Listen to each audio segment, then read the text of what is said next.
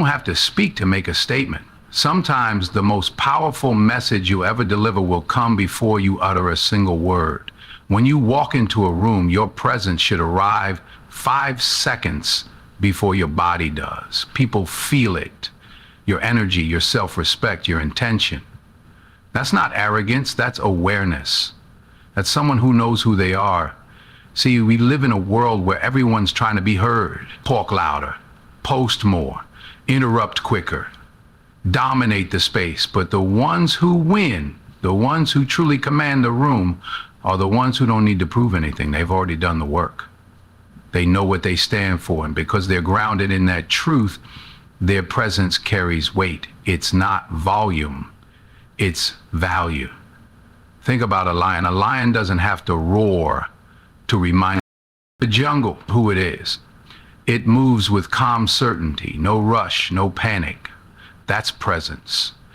And the people who possess that kind of presence, real presence, don't chase attention, they attract it. They walk into a room and suddenly the room pays attention. Why? Because confidence without noise is rare.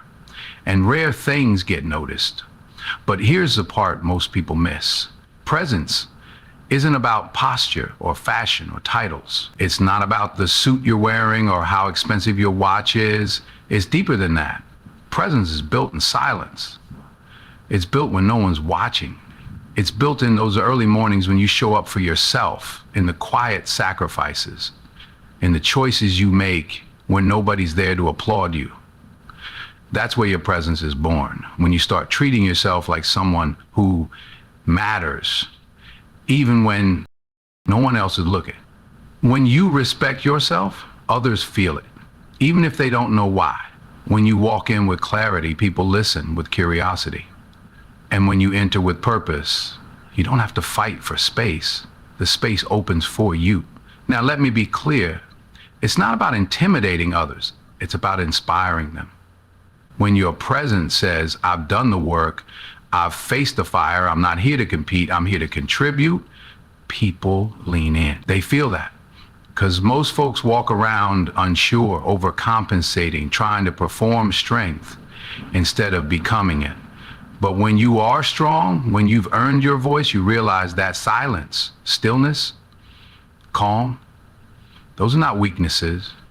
They are weapons. So the next time you enter a room, don't rush to speak. Let your presence speak for you. Let your past preparation, your quiet discipline, your inner clarity speak in ways your words never could. Your body language, your eyes, your stillness, they all say something. Make sure what they're saying is aligned with who you are and who you're becoming. Because real winners don't need to be loud. They don't need to announce themselves. They let their presence do the talking. And when your presence is built on truth, discipline, and purpose, you don't chase opportunities. Opportunities come looking for you. Stillness is misunderstood in this world. People think it means doing nothing. They think it means weakness, hesitation, or fear. But those who know, those who've been through the fire and come out the other side, they understand something different. They understand that stillness is strength, not the kind that shouts or flexes or forces its way forward. I'm talking about the kind of strength that's quiet, unshakable, and deeply rooted. The kind that doesn't move just because the world tells it to. We live in a time where everyone's rushing, always reacting, always speaking, always trying to be first. But speed without direction is just chaos.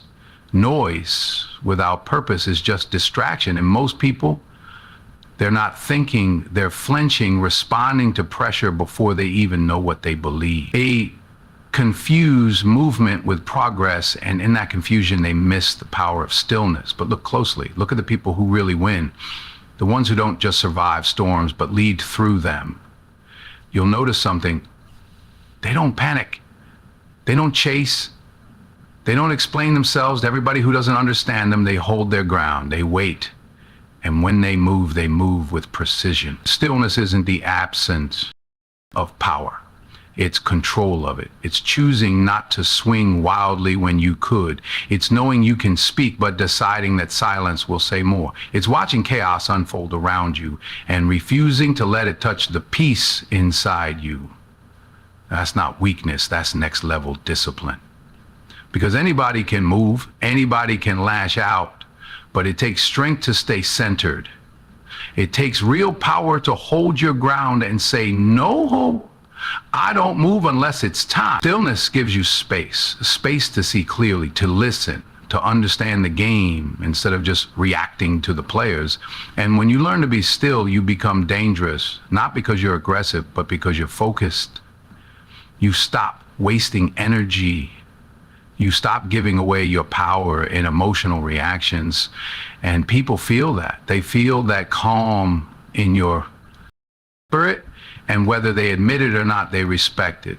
See, most people are loud because they're scared. They're loud because they want to prove they're right. But when you know you're right, when you've done the work, when you've earned your peace, you don't have to convince anybody. Stillness speaks louder than noise. And people listen more when you speak less, because your silence is intentional. It's not empty, it's full of meaning.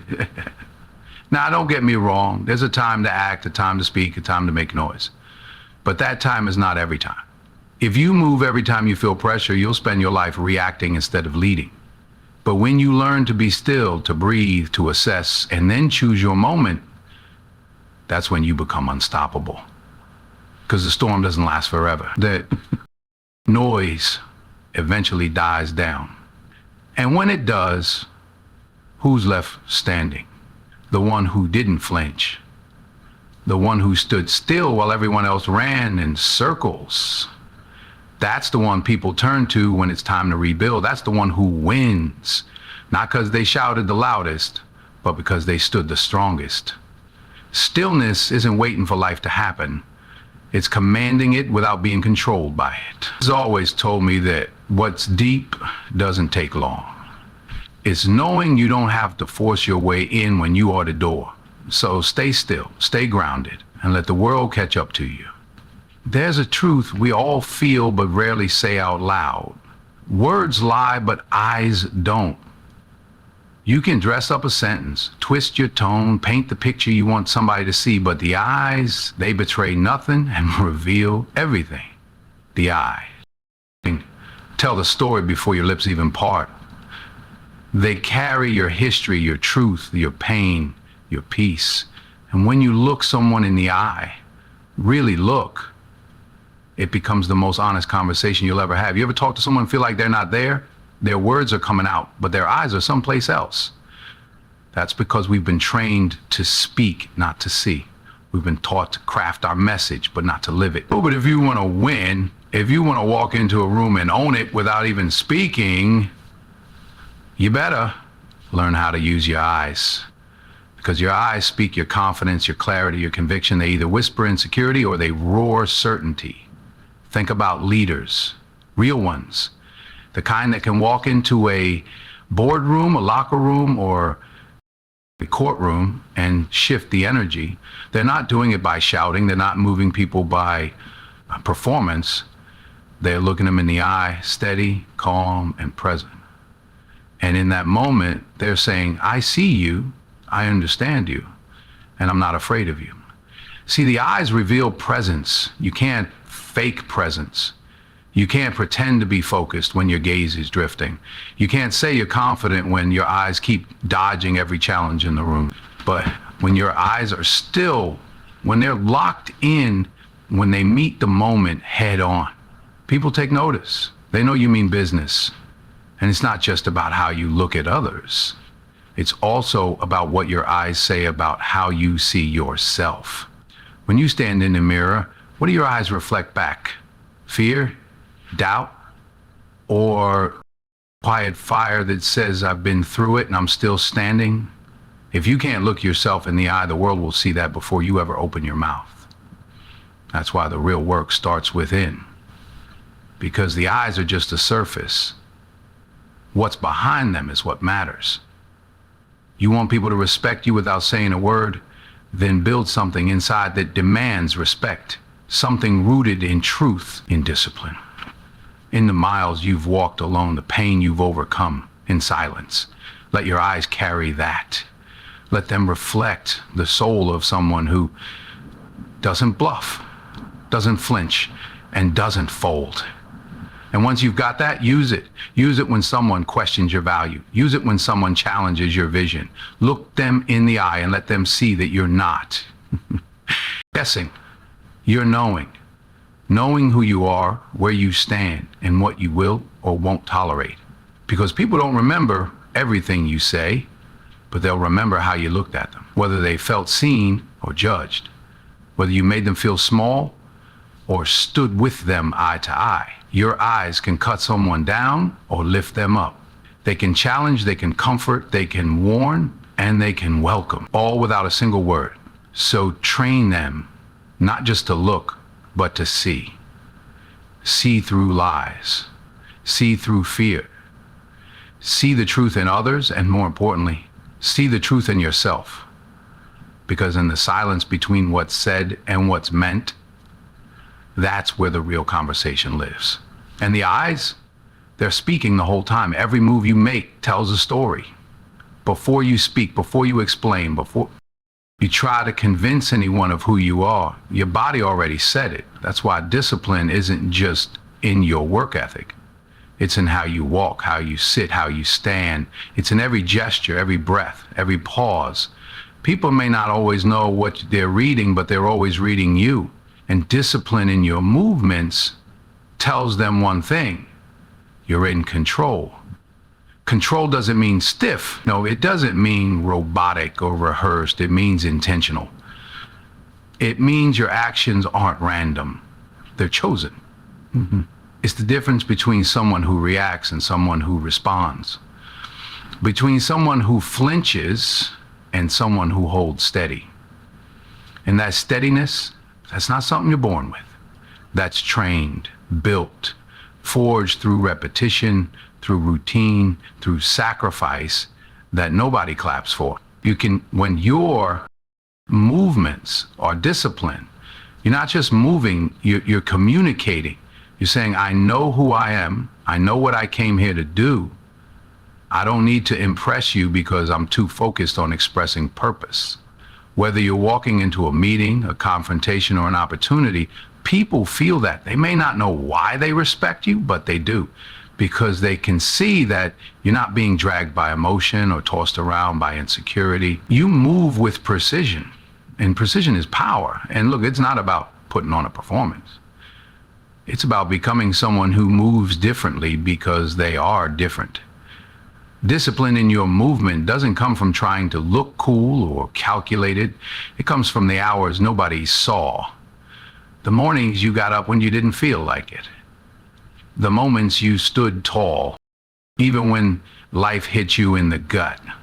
You want to move like someone who doesn't fold under pressure? Then earn that calm. Earn that steadiness. Earn that control through consistent choices when nobody's watching. Because people who move with discipline are people who have faced chaos and refuse to let it shape them. They've learned to walk through fire without showing the burn. And they've learned that the way you carry yourself is sometimes the only thing you can control in a world that loves to push and pull you in every direction. So fix your posture, hold your frame, enter the room like you belong, not because someone said you do, but because you decided you do. Let every step speak for your standards. Let every pause show your patience. Let every move reflect the mindset of someone who doesn't just show up, they arrive. Discipline in your movement means you don't waste energy and you don't waste time. You're deliberate. You're present. And because of that, people move differently around you too. That's the kind of silent influence that wins. Not with noise, not with force, but with presence that can't be denied. Intent is invisible, but it's felt. Long before you speak, long after you leave, your intent lingers in the space. It's the energy you carry, the purpose behind your presence, the reason you walked in the room in the first place. That's what shapes your aura, not how loud you are, not how charming you try to be, but what you mean, what you came for, what you stand for. People may not always understand your language, but they always understand your energy. And your intent is your energy's anchor. See, you can fake a smile, fake confidence, even fake interest, but intent always leaks through. If you're only listening to reply, people feel that. If you're only present to get something, people sense that too. But when you're here to serve, to grow, to understand, when your intent is clean, your presence becomes magnetic. You don't have to force connection. It happens naturally. Because energy meets energy before words ever meet ears. Now combine that with the art of listening, not hearing, listening with your whole being, not waiting for your turn to speak, not scanning for flaws in their argument, but listening like someone who actually cares. Because when your intent is true, your listening becomes powerful. And when people feel heard, they feel safe. And when people feel safe, they open. That's how you win. Not by dominating the room, but by allowing others to be fully seen in it. Intent sharpens your focus. It silences your ego. When your purpose is pure, you're not distracted by offense, by insecurity, by the need to prove yourself. You're locked in, you're present. You're listening not just to words, but to tone, to silence, to what's being said between the sentences. And that kind of listening, that kind of presence, it builds trust. Fast, deep, unshakable. And the thing about intent is people mirror it. When you show up with the intent to connect instead of control, to understand instead of outshine, others feel it. They relax, they respect you. Because most people walk through life guarded, expecting the next person to take more than they give. But when your intent is to give your attention, your patience, your full self, people notice. And they remember this is why you don't need to be the loudest in the room. You just need to be the realist. Real about why you're here. Real about what you value. Real in how you see and hear others. Your intent doesn't need a spotlight. It becomes the light. It follows you into every room, every conversation, every moment. And when it's aligned with integrity, discipline, and clarity, you don't chase respect, it finds you. So check yourself before you speak, before you act, before you even enter the space. Ask, why am I here? Because your answer to that question, whether conscious or not, is already being broadcast. In your eyes, in your silence, in your listening. And if your intent is strong and steady, you won't need to convince anyone of your worth. Your aura will speak first. Listening is not a passive act. It's not just about being quiet while someone else talks. Real listening, deep, intentional listening is a form of power. And the ones who master it, they're the ones who move ahead without making a scene. They see the whole field while everyone else is distracted by the noise. Because when you truly listen, you gather information, you build trust, and you gain control, not through dominance, but through understanding. Most people don't listen. They wait to talk, they nod, they smile, but in their mind, they're already formulating a reply, preparing a defense, rehearsing a comeback. That's not listening, that's performance. And people feel that. You can't fake real attention. You can't pretend to care. The heart picks up on that faster than the ears ever could. To master listening is to master awareness. It means being fully present, not just with your ears, but with your eyes, your body, your intention. It's knowing that what someone says on the surface is only part of the message. You've got to feel the gaps, the pauses, the emotion under the words. That's where the truth lives. And when you listen like that, people open up without even realizing it. They start handing you pieces of the puzzle without you asking for them. Why? Because they feel seen, they feel safe. Listening is also restraint. It's choosing silence over the urge to interrupt. It's holding back judgment long enough to understand the full picture. Because the more you listen, the more you learn. And the more you learn, the less you have to guess. Most people get in trouble because they assume. They speak before they understand. But when you listen first, you don't move emotionally, you move strategically. It takes discipline to listen. It takes strength to stay silent in a world that rewards noise. But every moment you choose to listen, you're sharpening your intuition, you're strengthening your ability to read people, to pick up on what others miss. And when it's time to speak, you speak with accuracy. You speak with impact. Because you didn't guess, you knew. Listening is how you lead without shouting.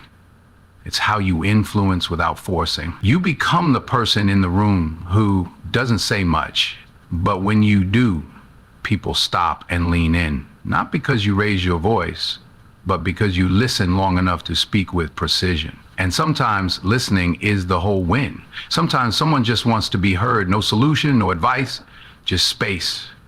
And when you give them that, you build loyalty that can't be bought. You become the rare person who isn't trying to outshine them, but to understand them. So master listening, not just as a tool, but as a mindset, a way of being. Because when you listen with intention, with empathy, and with clarity, you'll find that you rarely need to speak loudly to be heard. Your silence will have weight, and your presence will speak volumes.